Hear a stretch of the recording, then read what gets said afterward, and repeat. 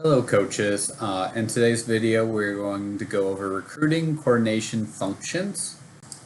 Now to go over today's agenda, going to cover recruiting coordination functions, duties and limitation on number of coaches, non-coaching staff members with sport-specific responsibilities, permissible callers, consultants, and replacement of coaches due to extenuating circumstances. Now, if you look at this table chart, kind of breaks down recruiting coordination functions. So for accountable coaches, they really can do any recruiting activities involving athletic evaluations or selections of PSAs. They can make or receive telephone calls from PSAs or the family or coaches whenever it's permissible. Now, non-coaching staff members or non-accountable coaches, volunteer coaches, student assistant coaches like that. They can edit, prepare, and evaluate a recruiting video and participate on campus activities related to the selection of PSAs. When it comes to making phone calls, they can make phone calls after a PSA has signed an NLI or a written offer of aid, or after the institution receives financial deposits, so more for walk-ons. I think it's 330 deposits saying they're coming here.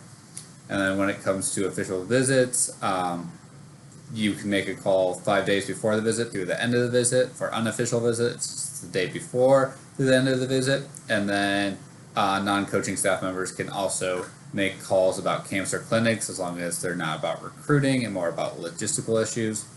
And then they can receive calls from PSAs when it's permissible. Then now moving to grad assistants, they can do any on-campus activities involving athletics evaluations or selections of PSAs. They may make and receive telephone calls as long as the GA has completed the coach's recruiting certification exam and when, of course, it's permissible. Also, with this weird COVID dead period, any institutional staff member may participate on a telephone call or a video call, so like Zoom, initiated by an accountable coach to a prospective student athlete. Now moving on to duties of coaches, especially accountable coaches. They can provide technical and tactical instruction related to the sport to a student athlete at any time. Makes or assists in making tactical decisions related to the sport during on-court or on-field practice or competition. And then also engages in any off-campus recruiting activities, so like contacts evals. For the sport of football, you are limited to 11 accountable coaches who can do those kind of activities. Non-coaching staff members with sport-specific responsibilities. A non-coaching staff member is prohibited from participating in on-court or on-field activities, and then are participating with or exerting student athletes in the staff member sport who are engaged in non-organized voluntary athletic related activities. So something like a captain's practice would be an example of that. Now, permissible callers. All phone calls made to a PSA or PSA's family member or coach must be made by the head coach or an assistant coach who counts towards that 11 accountable coaches limitation. Of course, there's an exception, kind of like what we went over, but just a refresher.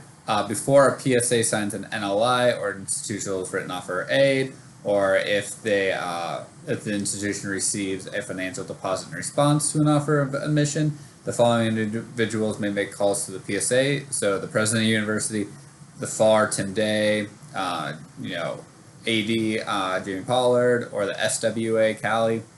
Academic advisors can make calls, compliance staff, and then non-coaching staff members with sport-specific responsibilities, as long as it's referring to official or unofficial visits or camps or clinics.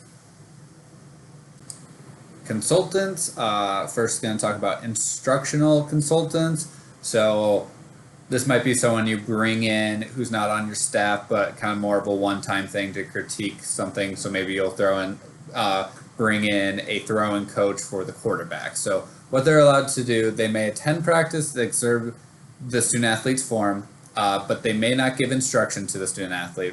They can't tell the coach to run a different drill, so maybe different passing drills or something like that in this scenario. but they may provide a written and or verbal report to the coaching staff outside of practice. So once everything's done, be like, okay, this is what the quarterback needs to work on. Moving on to yoga instructors and sports psychologists, which are becoming more common, are not accountable coaches provided no sport specific or tactical instruction or tactical decision making during the practice or competition.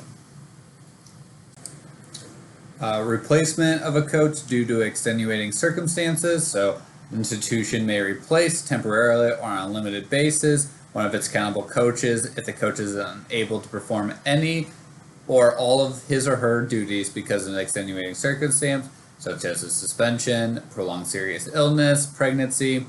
The replacement coach may perform only those coaching, administrative, or recruiting duties, including the telephoning of PSAs, that the replaced coach is unable to perform.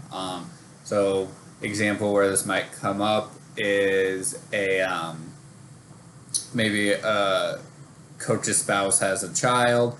The coach really isn't able to go on recruiting trips, so maybe the director of recruitment or director of ops will step in and be able to go out on the road and do contacts and evals as long as they've passed the recruiting exam. So that does come up, or sometimes after a coach leaves and you don't have enough time to replace that coach, you have, for recruiting purposes, most of the time I see it, or coaching purposes, you just have another staff member come in and step in for them for that time being.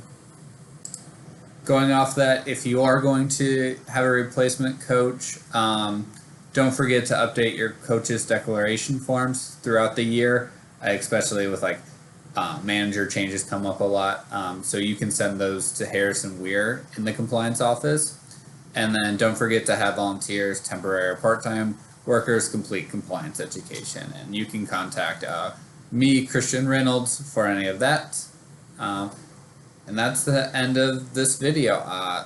If you ever have questions, you can reach out to us in compliance. We're always there to help, and you can reach out to any of us. Have a good day.